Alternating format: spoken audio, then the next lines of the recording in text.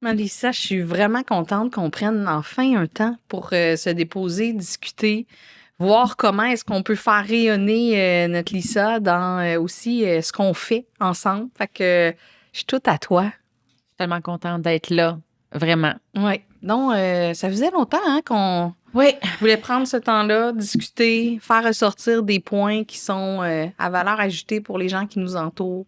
La pertinence, tu sais, aujourd'hui, je trouve que de plus en plus, il y a énormément de podcasts, il y a beaucoup de choses qui sont disponibles. Mais attends, là, est-ce que c'est tout pertinent? Tu sais, puis là, je pense que moi et toi, on est dans une pertinence très humblement assez incroyable. Vraiment. J'avais vraiment hâte d'avoir une conversation avec toi, d'être dans le flow, là. De parler humain à humain, à propos des humains. C'est ça, exact. Puis, tu sais, ça a été instinctif, tu sais. J'ai eu vraiment un coup de cœur pour toi. Ce que tu enseignes m'interpelle énormément. C'est pas mon expertise. Je veux t'entendre. Tu sais, quand tu parles d'intelligence émotionnelle, les piliers, tout ça, je veux t'écouter. Absolument. Ça me fait plaisir de partager. Puis il y a tellement des liens qu'on peut faire aussi avec la méthodologie Team Factory. Là. Oui. C'est pour ça que ça fait du sens aussi, notre partenariat. Vraiment. C'est vraiment de valeur ajoutée. Puis moi, pour mes clients, je veux leur amener de la valeur ajoutée, des outils aussi. Puis c'est pour ça que Team Factory puis Lisa Stott, on a choisi de travailler ensemble, de collaborer ensemble, exactement, pour nos clients. Pour les outiller. Puis tu sais, la réalité, c'est qu'on se rappelle, 59% des gestionnaires ne sont pas outillés. Ils n'ont pas de formation sur le management. Exactement. 60%, Anissa, ça n'a juste pas de bon sens. Fait on a tellement à partager, on a tellement à leur offrir. Fait que le lien est tellement... Tellement. Puis tu sais, souvent, ils se rendent dans ce poste-là aussi juste par défaut, par la compétence. On donne une médaille, t'es bon. Exactement. Mais attends, là, on t'a-tu outillé pour gérer une équipe? C'est ça. And then what? Puis là, on te demande d'être performant aussi, mais on peut faire plein de liens aussi, tu sais, pour être un meilleur gestionnaire. Ça passe énormément par le développement des compétences d'intelligence émotionnelle et relationnelle. Parce que quand on vient évaluer ton quotient émotionnel, on vient évaluer justement 25 à peu près. Quand j'utilise un test psychométrique, le EQI 2.0, justement, on vient évaluer 25 compétences chez l'être humain. Quand même. Oui. 25 sur 5 différentes catégories. Puis on s'en parlait un petit peu tantôt. Et c'est souvent des fois des sujets qui sont un peu inconfortables avec certaines personnes parce qu'ils doivent se mettre dans une certaine posture d'humilité, de se regarder. Ouais. Puis j'ai l'impression qu'ils voient comme de la vulnérabilité, tu sais.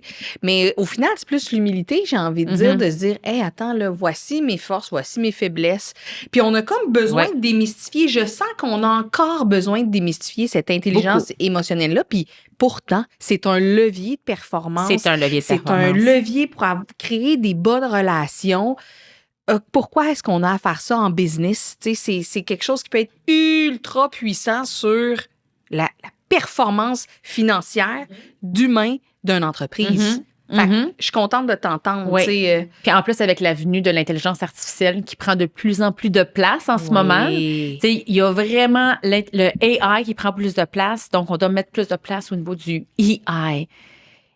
C'est vraiment, vraiment là où est-ce que une personne, un gestionnaire peut vraiment venir se distinguer aussi d'un bon leader versus être un gestionnaire. Hey, j'aime tellement ce que tu dis parce que on a beaucoup à apprendre du AI. Ça peut être vraiment un outil super intéressant à utiliser. Ça optimise et automatise des processus, mais rien va remplacer le EI.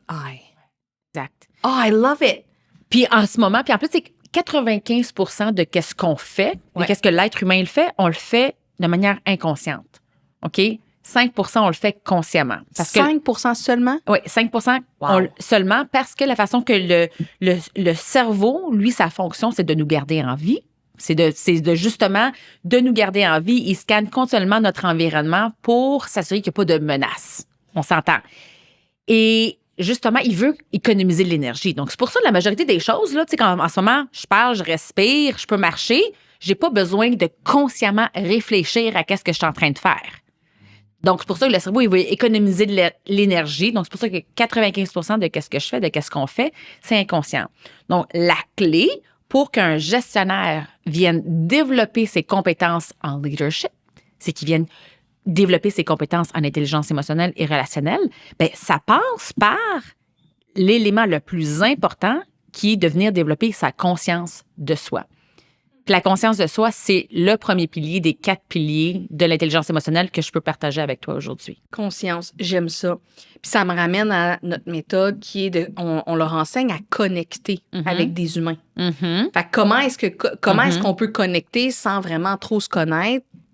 Il y a comme quelque chose qui manque, là. Fait que apprendre à se connaître pour être capable de mieux connecter, aller chercher le cœur des humains.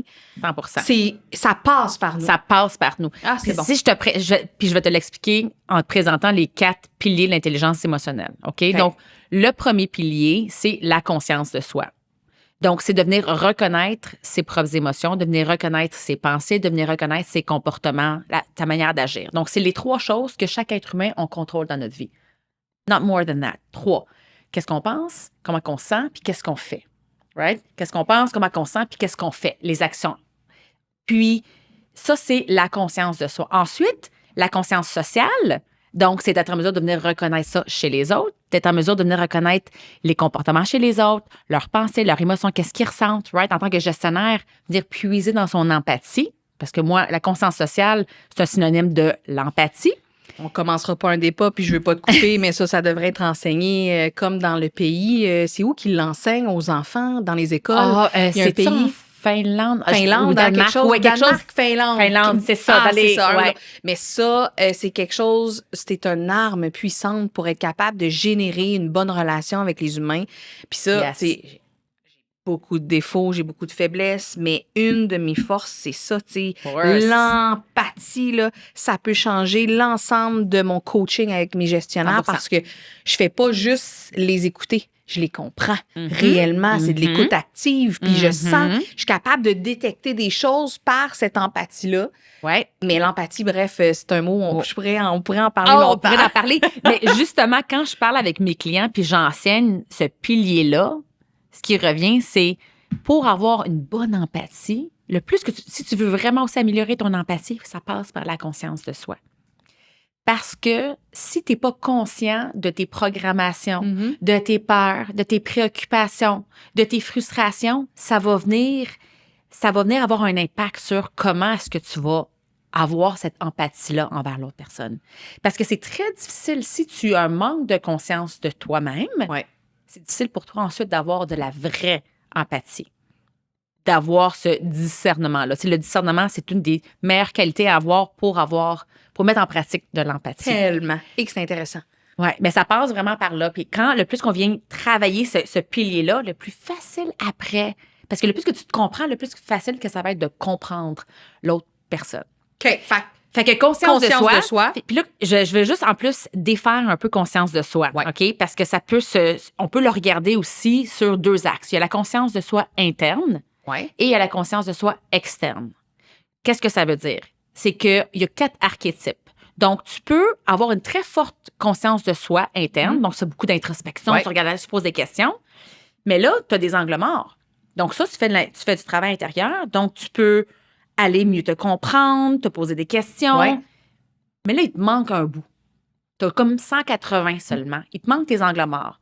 Ensuite, si on regarde l'autre axe, c'est la conscience de soi externe. Comment est-ce que les autres te perçoivent aussi? Pour que tu puisses avoir vraiment un ensemble global. 360. Pour que tu sois vraiment comme si c'était la conscience qui venait t'observer, la conscience collective, pour voir 360 degrés qui est Lisa Stott. En faisant le travail interne et comment est-ce que les autres me perçoivent aussi. Et plus on vient parce que des fois, on n'est pas toujours conscient. Non, on a nos angles morts. Ben, c'est ça, OK. On a complètement nos angles morts et des fois, on ne peut pas savoir comment est-ce que l'action que j'ai prise a impacté peut-être l'autre personne. Comment est-ce que j'agis de manière régulière? C'est quoi mes patterns pour lesquels, que même avec l'introspection, que j'ai peut-être pas mis le doigt dessus encore. Okay. Donc, en allant cherchant du feedback des autres personnes autour de nous, on peut avoir une meilleure perception de soi, une meilleure conscience de soi. Donc, c'est pour ça qu'on regarde toujours les 4 archétypes. C'est un exercice que je fais avec mes clients pour voir, t'es-tu chercheur, donc conscience de soi faible, interne et externe? T'es-tu introspecteur, donc conscience de soi interne élevée, mais conscience de soi externe faible? Ou t'es-tu complaisant? Tu mets tellement d'emphase sur ce que les autres pensent de toi, mais tu n'as pas fait le travail intérieur. Exact. Puis on en voit beaucoup. Et puis on peut faire plein de liens avec d'autres tests psychométriques de dire, OK, mais toi, tu es un people pleaser. Toi, puis il y a des liens qu'on peut faire. Même que je viens de là. me faire certifier avec Nova pour mieux accompagner mes clients, apporter une certaine profondeur dans le coaching individuel. Mm-hmm. Et juste là, tu sais, dans les idéologies, dans les couleurs, c'est comme dans les motivations. Oui. Crazy. On va voir beaucoup de verts qui vont tomber dans les complaisants. Okay. Donc, tu sais, ça, on veut les amener à faire plus de travail de... green. I know. Oui. Okay. C'est de se poser des questions. Tu sais, la clé, quand je dis, bon, tu sais, le quatrième, le conscient, c'est haute conscience de soi interne et haute conscience de soi externe, OK? Et quand je pose la question, durant des formations, par exemple, je vais leur dire, OK, bon, où est-ce que vous pensez que vous vous situez? Et là, la clé, on parlait d'humilité tantôt. Tu sais, humilité, honnêteté envers soi-même, courage, curiosité. Ça, c'est tous des ressources dans lesquelles on veut venir puiser quand on fait ce genre d'exercice-là. Right? Parce que automatiquement, qu'est-ce que le cerveau va faire? Qu'est-ce que l'ego va faire? Il va venir nous protéger pour voir certaines choses. Donc, c'est pour ça qu'on doit se mettre dans une posture d'humilité, de curiosité, d'honnêteté et de réaliser que le point de départ, c'est de savoir où est-ce que je me situe. Mon objectif, c'est pas d'être dans mon ego puis je veux être conscient en ce moment. Je veux savoir où est-ce que je me situe présentement pour savoir est-ce que je dois peut-être faire plus de travail d'introspection ou est-ce que je dois plus peut-être aller chercher le feedback des autres. C'est ça le plus important en ce moment-là. Wow, mon Dieu. OK. Ça fait vraiment du sens. Ouais. Là, vu qu'on a peu de temps, on ne veut pas aller dans le détail, mais il va falloir qu'on y aille, tu sais. Fait que là... Oui, un jour. Ben, en fait, non. L'idéal, c'est qu'on ait accès à du Lysastot à profusion. On va le faire. Je te l'ai dit. Je veux qu'on fasse des conférences avec toi. Tu es une femme extraordinaire. Mais là, continue avec ton deuxième. Donc, le deuxième pilier, c'est ça, c'est la conscience sociale, c'est l'empathie. Comme je mentionnais tantôt. Conscience de soi, empathie. Empathie, c'est ça. Donc, parce que quand on le regarde au niveau de la reconnaissance, donc on regarde la reconnaissance puis on regarde la régulation. Donc, quand on regarde la reconnaissance, c'est conscience de soi, d'être capable de reconnaître chez moi. Oui. Reconnaissance sociale, d'être capable de le reconnaître chez les autres en puisant dans son empathie. Oui.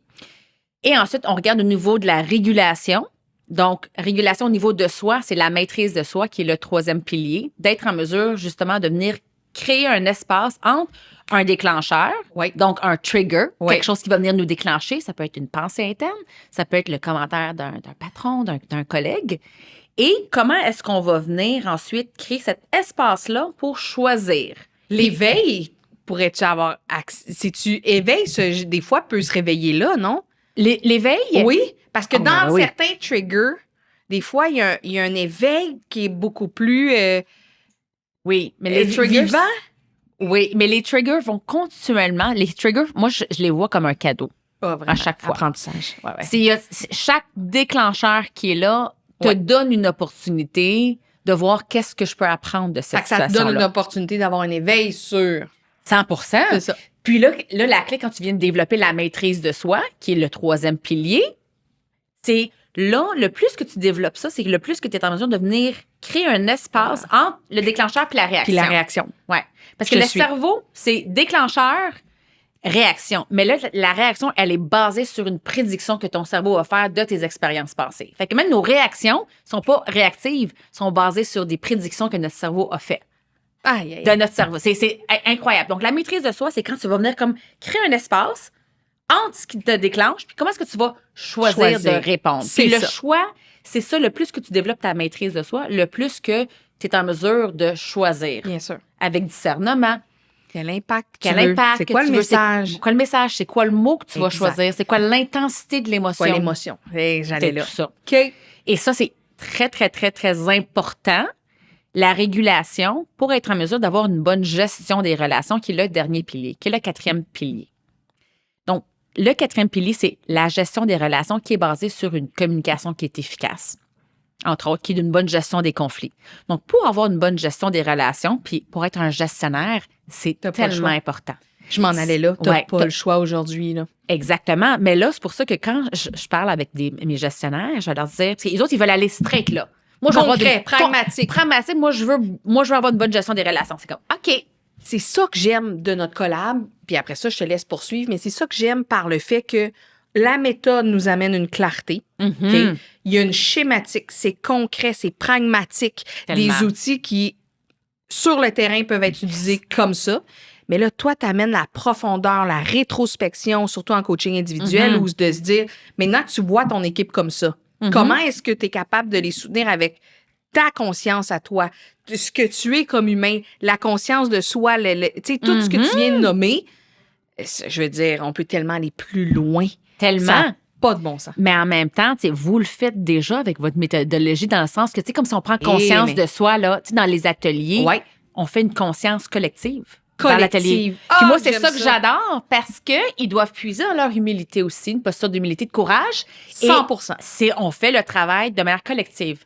Conscience collective. On révèle des choses durant ces ateliers-là. Hey. Et c'est la même chose du niveau individuel. On passe de conscience individuelle à conscience collective. J'aime vraiment ce que tu dis. Collective. Oui.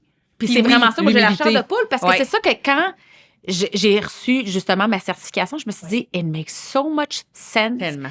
C'est exactement ça. Donc, au lieu de le faire de manière individuelle, on le fait de manière collective. Ah, c'est génial. J'aime vraiment ce que tu dis. Puis, tu sais, en fait, les gestionnaires ont tout à gagner d'avoir cette méthode-là, oui, mais au-delà de ça, d'aller puiser dans ce qu'ils sont. C'est un levier incroyable pour créer de la connexion, faire performer nos humains, aller chercher le cœur de nos humains. 100%. Aujourd'hui, on n'a plus le choix. T'sais, on ne demande pas à ce qu'ils deviennent des psychologues organisationnels. C'est pas ça l'objectif. Zéro.